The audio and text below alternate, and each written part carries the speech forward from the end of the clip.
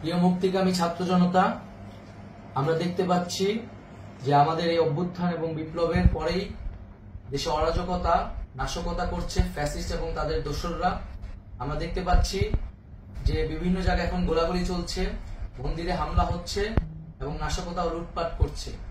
আমরা মনে করি আমাদের যে ছাত্র নাগরিকদের অভ্যুত্থান তাকে নস্যাৎ করার জন্যই পরিকল্পিতভাবে এই ধরনের ঘটনা হচ্ছে।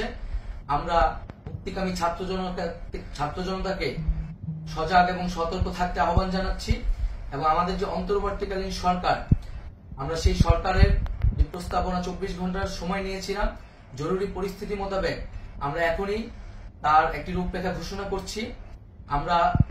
আমরা সিদ্ধান্ত নিয়েছি যে সর্বজন গ্রহণযোগ্য আন্তর্জাতিক খ্যাতিসম্পন্ন নোবেল পুরস্কার বিজয়ী ডক্টর মোহাম্মদ ইউনূসকে প্রধান উপদেষ্টা করে অন্তর্বর্তীকালীন সরকার গঠন করা হবে এবং ডক্টর মোহাম্মদ ইউনূসের সাথেও আমাদের কথা হয়েছে।